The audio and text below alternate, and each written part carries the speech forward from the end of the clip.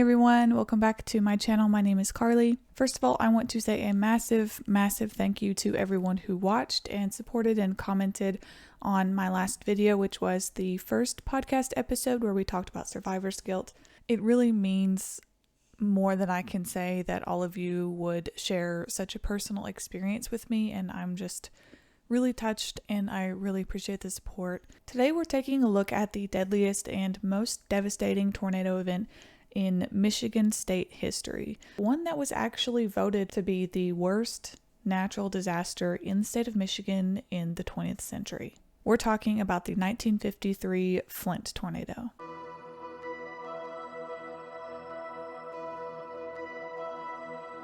Flint, Michigan got its origins in the year 1819 as a small village and major lumber hub.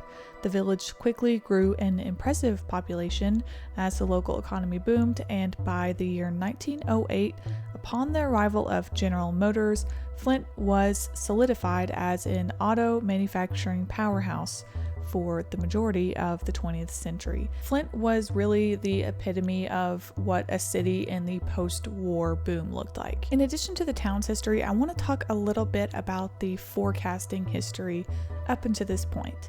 As many of you already know, the practice of forecasting tornadoes in the early 50s was really a new venture in meteorology.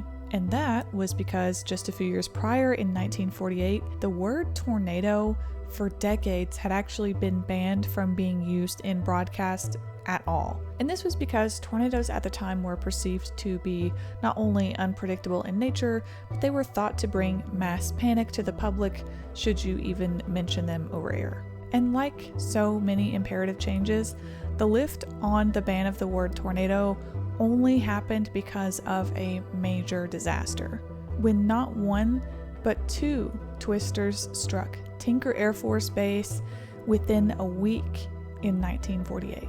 This chain of events kicked off when the first tornado hits Tinker Air Force Base, completely catches everyone off guard, and destroys a major part of the facility. So a general decides to task two brilliant meteorologists at the Air Force Base with using the previous atmospheric elements that were present and trying to see if they could predict a potential for a second tornado, and they did. Those two meteorologists would issue the first ever tornado forecast. And now, because of this incident, tornado forecasting and tornado watches and tornado warnings were now officially being implemented across the country. And it was very apparent as soon as they started implementing these changes and tornado warnings and watches that they were incredibly effective. Radar scopes used during World War II to track enemy planes were now tracking the clouds. Forecasters could issue thunderstorm warnings and make a stab at predicting tornadoes. With advance notice, people had more time to take cover, and tornado deaths were soon cut in half. So the advancement in just a few very short years from 1948 to 1953 was massive. Even just these couple of changes literally took the death toll from tornadoes and cut it in half. And despite the fact that the general public's understanding of tornadoes and how they work at this point is limited, it was definitely improving. And this was especially important in the early 50s because 1953 was a horrific year for not just tornadoes, but violent tornadoes. There would be a staggering number of violent twisters, including 5 F5s. So today we're going to take a look at the deadliest and arguably most notorious of those 5 F5s in 1953, the Flint, Michigan F5.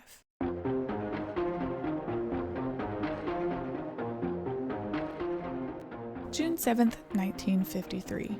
A relatively disorganized low-pressure system has just progressed from central Montana and North Dakota and is now headed eastward towards the northern portion of the Great Lakes. The system bringing along with it a massive wedge of warm, moist air, surging northwards towards the Midwestern states and eventually into Michigan. Winds are cranking in multiple levels of the atmosphere, and there's wind shear present. It's a pretty classic severe weather setup for June in the Midwest. As the Weather Bureau works to make a forecast for the next evening, broadcasters are beginning to tell their audience of possibly strong storms to come, and the forecast on the front page of the Flint Journal writes, "Strong thunderstorms with hail and gusty winds over 50 miles per hour expected for the next evening." Monday, June 8, 1953. The once somewhat sloppy low-pressure system has deepened overnight, now dropping in pressure with a sharp cold front trailing behind it. Cape by the afternoon hours was in the range of 4,000 to 4,500 joules per kilogram, which is quite literally explosive energy. And along with those impressive thermal profiles, the reanalysis also shows intense deep layer shear in the atmosphere with wind profiles that would suggest not just the potential for tornadoes, but the potential for strong to violent type tornadoes. As the afternoon progresses and storms are beginning to form in some of that explosive atmospheric energy, meteorologists are growing more concerned about how things are beginning to develop. Several tornadoes had already touched down and brought intense damage spanning from northern Michigan all the way down into Detroit, but at 7:30 p.m., the atmosphere still wasn't done. The Severe Storms Unit decides to issue a bulletin, highlighting both an expected severe storm threat and a tornado threat, which is what we would now consider to effectively be a tornado watch. As the tornado threat area is being issued by the Severe Storms Unit, a supercell has been taking shape in the rural portions of central Michigan, just north of a town called Lansing. And without the same kind of satellite and radar data that we have today, forecasters can't exactly see that this supercell is taking shape, but the locals can. This supercell, which is already producing a funnel, is about ready to touch down, and it's very quickly approaching the town of Flint, Michigan. Witnesses who saw this storm form before it touches down near Flint report an eerie number of lightning flashes, followed by an incredibly ominous black-green sky. Some minutes later at 8:30 p.m. in Genesee County, just 1 hour after the severe storm and tornado watch were issued, the funnel touches down and the infamous Flint, Michigan twister has just been born. Colin J. McDonald is the only staff member left working in the Flint newsroom by the evening hours of June 8th. Shortly after the tornado had touched down, Colin hears the tornado warning from the police radio and the news of a funnel that's been sighted heading directly towards Flint. McDonald and a maintenance worker named Orville Weaver head to the roof to get a better look at this suspected funnel.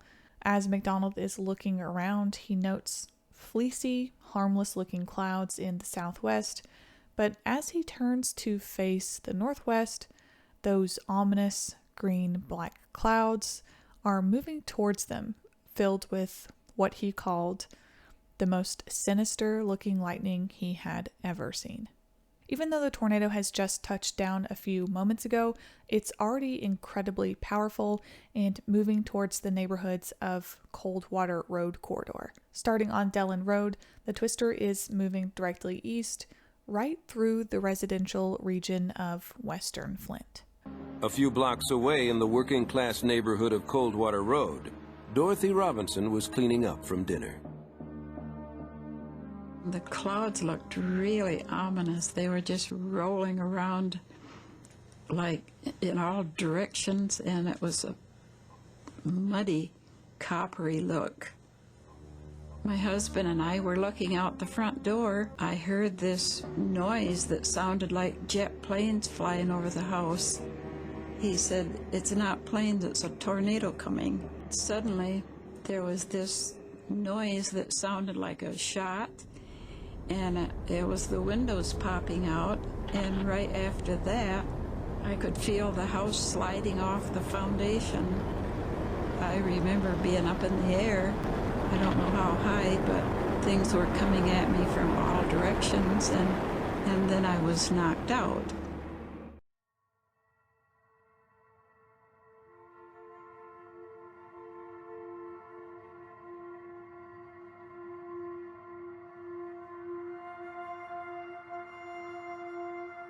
At this point in the Twister's life, it's only been on the ground for a few minutes, and despite the fact that it's caused a lot of damage to the residents in the western portion of Flint, a majority of the people still don't know what's going on.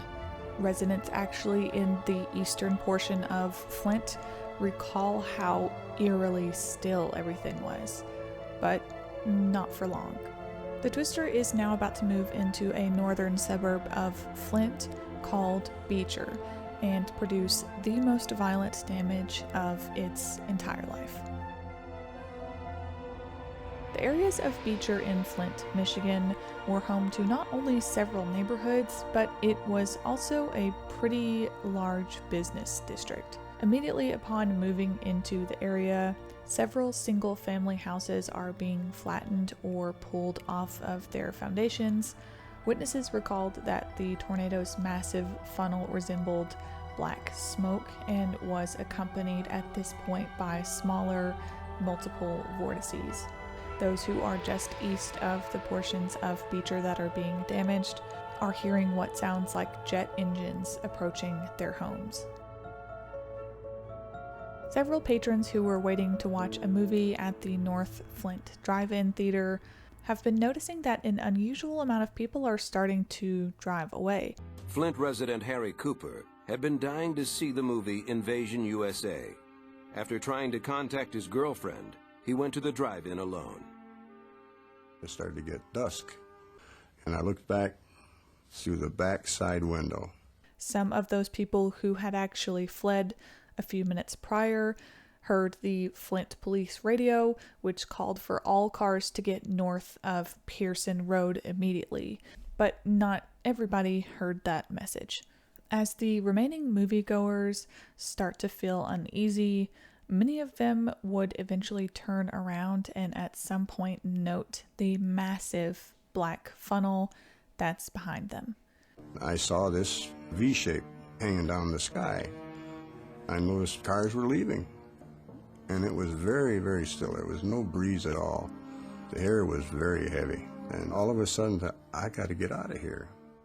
And while the Flint Twister wouldn't actually move directly over the drive-in theater, the sight of the funnel alone caused a major panic among patrons, who then, of course, tried to immediately evacuate in their cars, many of which either inadvertently drove into the Twister or got into car accidents on the way trying to get out. The actual theater itself only sustained minor damage. The Flint Drive-In Theater was one of the lucky businesses. Dozens of other businesses and residents would have their homes and businesses completely destroyed and flattened. And again, because this was the period of the Twister's peak intensity and violence, this would be one of the main areas of fatalities that would occur throughout the tornado's entire lifetime.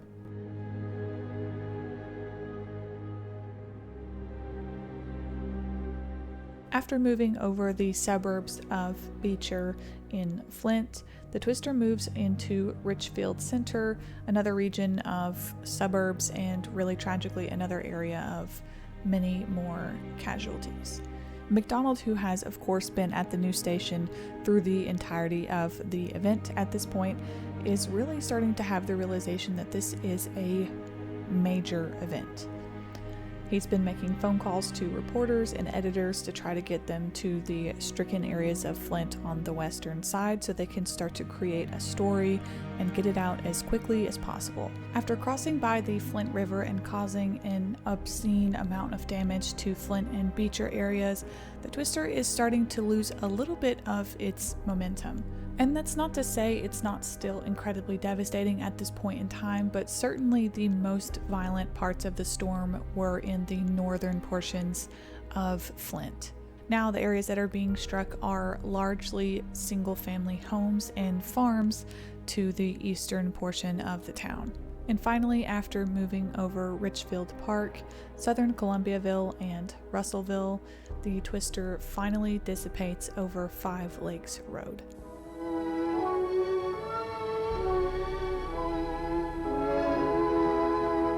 The weather continues on its spring rampage of death and destruction.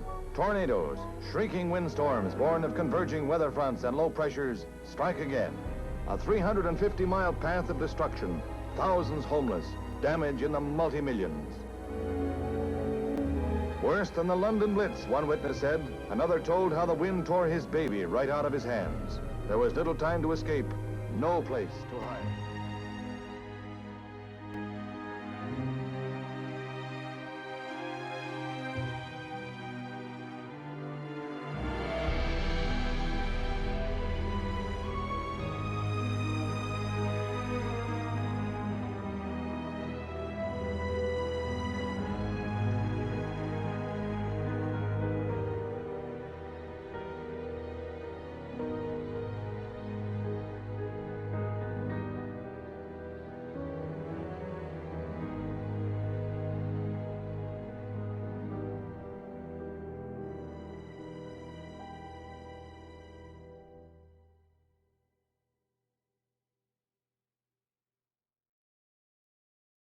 I have to say, before I play you all some of these clips in the next portion, which is going to be sort of the search and rescue process, they are not pleasant. The injury descriptions are not censored. They are graphic, to say the least, and I just want you all to know that before you watch any further, if that's something you are not interested in hearing. It was a greenish black. I never forget that. Harry raced home, which was just a few blocks away. When he arrived, the entire neighborhood was gone. My dad was laying on his back, and I said, "Dad," he said, "get me out of here, get me to the hospital."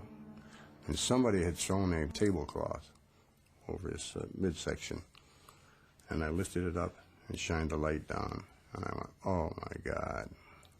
And you could see all his insides. And I said, "We'll get you out of here, Dad." When I came to, I was sitting in the middle of a muddy road. The first one I came to was my youngest daughter, Barbara, and she was lying on her side. I was hoping she was just unconscious, but it turned out otherwise.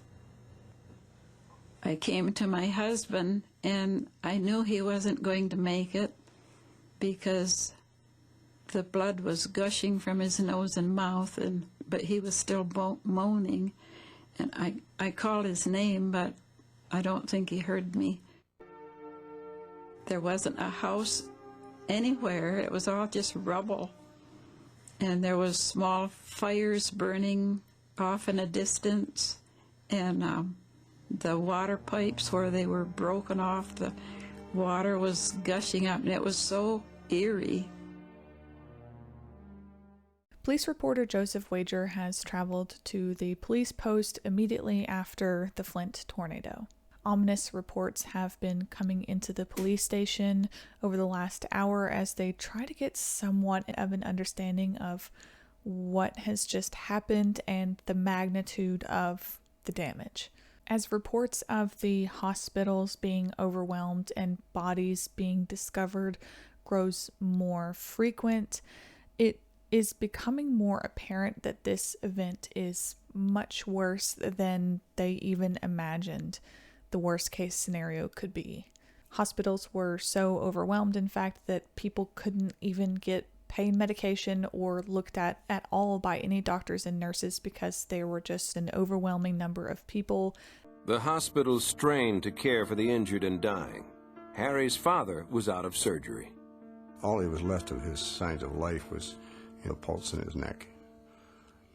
I just figured he was suffering, but I guess maybe he wasn't. And I remember the last thing I said to him was, "Dad, let go." And it wasn't just a few seconds, and they weren't shut off all the stuff off, and he was still. The amount of fatalities was growing so quickly that the National Guard Armory, along with other select buildings, were converted into temporary morgues, which is not an uncommon practice for tornado disasters of this magnitude, but it is certainly indicative of how violent some of these twisters are when you know you're going to have to open up a temporary morgue. Flint, Michigan looks effectively like a war zone, and there's no other way for me to put that. As night falls on the city, the reality of loss would slowly grow more and more clear. Ambulances running, there was noise, there was upheaval. I got to where I went into the plant that I worked, and there wasn't anyone there.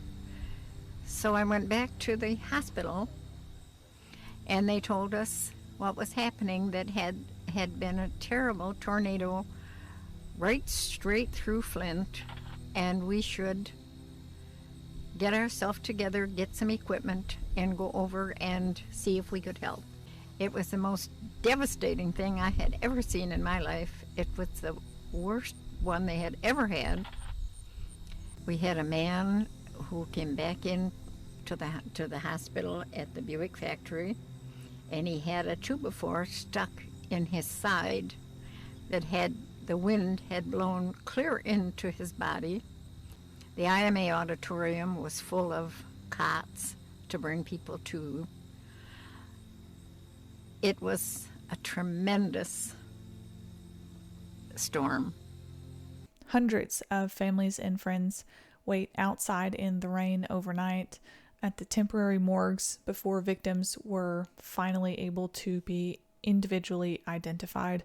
Many of the reporters and volunteers who actually came out to either help with the morgue setups or in the search and rescue process were men who had either been through World War II or men in service who had actually just come back from Korea. And despite having seen a lot of different horrific things in war, they were deeply affected by the disturbing imagery that came from the Flint, Michigan tornado. Over a dozen families reported that more than one of their family members had lost their lives. Some families lost up to 5 members of their family in that one day. 55 of those 100 plus fatalities were victims who were under 20 years old. And I want to also note that there were over 800 injuries, which is a massive number of injuries. And I think you all know at this point that I always take extra time to talk about the injuries because a lot of these people were left limbless or lost an eye or, broke their spine. And many of the people who were injured ended up staying in the hospital for months and months and months.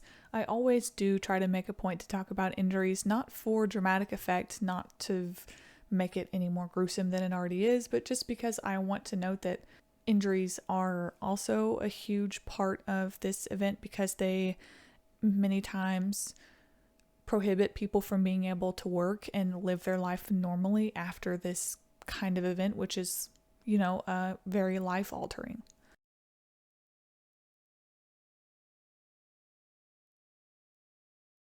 By the next morning in Flint, residents of Flint, police officers, firefighters, medical professionals have all been working tirelessly overnight to rescue any of the victims from the Flint tornado.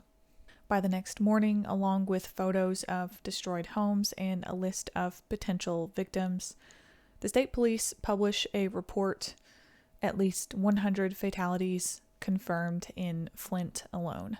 That same next morning, local volunteers, state troopers, the American Red Cross, and all 684 available National Guardsmen came into Flint, Michigan, ready to clean up and volunteer to help in any way that they could. And just to give you an idea of how notable it is for the National Guard to be deployed like that, this was only the second time that the National Guard personnel were mobilized in this capacity since World War II.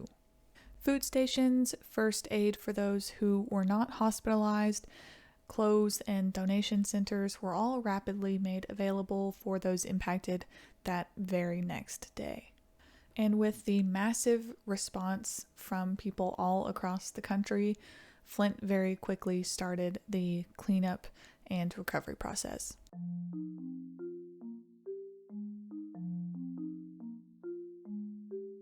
It is widely believed that the Flint, Michigan tornado reached in excess of 200 miles per hour as it moved over the city. Some 340 homes would be completely destroyed.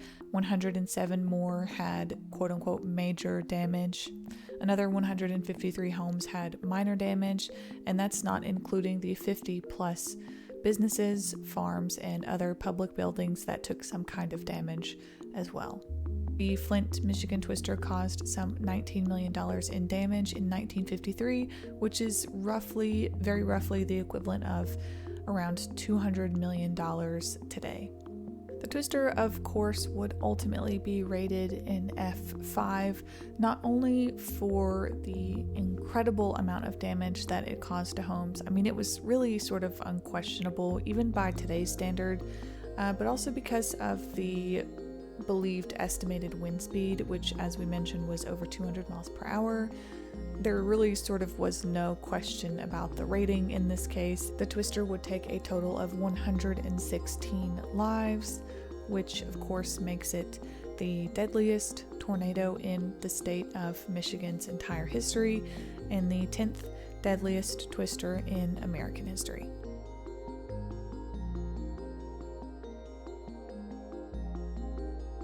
In the coming days, weeks, and months, several red feather campaigns would be started to get relief funds for rebuilding in Flint. Construction crews worked alongside volunteers and previous homeowners to not only clean up the debris, but to start very quickly rebuilding new homes. I think one of the most impressive things to me about Flint, Michigan in the recovery process was the amount of people who really were working on their own homes, people who literally didn't even know how to build a house, and they were ready to hands-on get in there and rebuild their own home with their two hands, no matter what. In August of that same year, just a few months after the twister, Operation Tornado drew thousands of volunteers for what would become a weekend building bee. The Red Cross was also really essential in the process of rebuilding Flint as well, and one of the several reasons that Flint was so successful in the recovery process was because a few years prior, in 1947, the American Red Cross played a vital role in helping out with devastating floods that year. The volunteers and workers for the Red Cross really took that valuable experience and that education they had from a few years prior from a major disaster and then implemented that in Flint, and it was very successful. Another one of the aspects of Flint's recovery that played a huge vital role in the town getting back on its feet as soon as it did was the fact that Flint was a major hub in auto manufacturing, as we discussed. Flint, of course, had multiple GM plants there that really brought a lot of growth for the local economy. It was one of the reasons the population was so large in 1953 when it was. So after the tornado, many of the GM employees got together and started launching these smaller initiatives, which were backed by the GM Foundation to give support to those who were impacted by the tornado. The UAW president, Walter Reuter, announced that their union would contribute $100,000, which is roughly $1 million today, to the victims of the twister to rebuild their homes. And because of all of these grassroots efforts, because of all of the volunteers who were helping their neighbors recover, because of the people who were working to rebuild their own homes, the amount of support that really poured in for Flint, Michigan was overwhelming. Because of all of that collectively, within the next year, most of Flint was rebuilt. And eventually, more than 500 homes that had been heavily damaged or destroyed were completely rebuilt in Flint.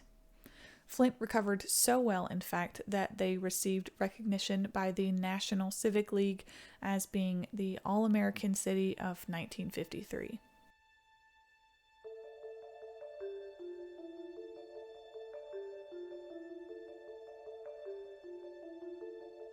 Flint, of course, did fully recover, and it was an incredible process that involved hundreds and thousands of people really coming together.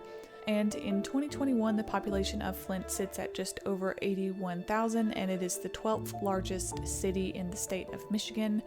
But I don't want to ignore the fact that Flint, Michigan, since the closing of the GM factories in the 60s, has sort of been on the decline. Unfortunately, in the 60s, after GM downsized a large portion of their workforce, Flint, Michigan really started to see a decline not only in the economic growth, but in their population.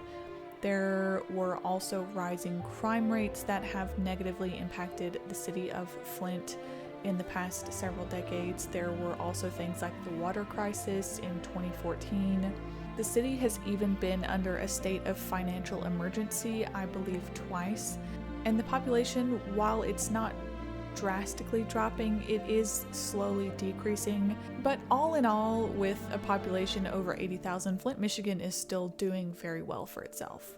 And I do just want to say that the recovery process of Flint was honestly one of the most inspiring that I've seen, just the amount of neighborly love that kind of existed in that space. And I also didn't see any corruption in the recovery process. I didn't see a lack of funding in the process. So it was nice to see kind of almost what a process of recovery should look like for a town, despite having a massive disaster on their hands. Flint really moved forward. It, in a lot of ways, brings me to Joplin with the major success that Joplin had in their recovery process. I sort of view Flint in that same tier of being a successful recovery story. So yeah, that is the story of the Flint, Michigan F5 Twister. This is definitely one of the more brutal ones that I've read about. I think if there is any message that I want to get out there, it's just a message of being thankful that we live in a time now where technological advancements have allowed us to have tornado warnings 10-15 minutes in advance of a twister actually hitting us, that we have the luxury of having radars and tornado warnings on our phones now, that we can have live streams to watch. And we live in a really wonderful time where we can not only have the ability to keep ourselves safe from tornadoes, but we can sit here and talk about them together and bond over the experiences that we have with them. So yeah, I again apologize if I have been low energy today. Blaze is currently sitting on me trying to make me feel better. You can follow my Instagram if you want. It is Americano Carly. Also, if you like this video or you haven't subscribed yet, do consider doing that if you don't mind. Yeah, that's everything I have for you all today. Thank you so much for being here. I will hopefully have another podcast episode up next week. Blaze, would you like to say a word? Thank you so much for being here. Thank you so much for being here. I really appreciate it, and I will see you all in the next one. Bye. Let's try a little more glitter. Might cheer me up a little bit, huh? I tried my favorite trick to make myself feel better, which is wearing glitter, and it's still not really doing too much, which is unfortunate. So now, in my desperation, I'm trying to add pink glitter.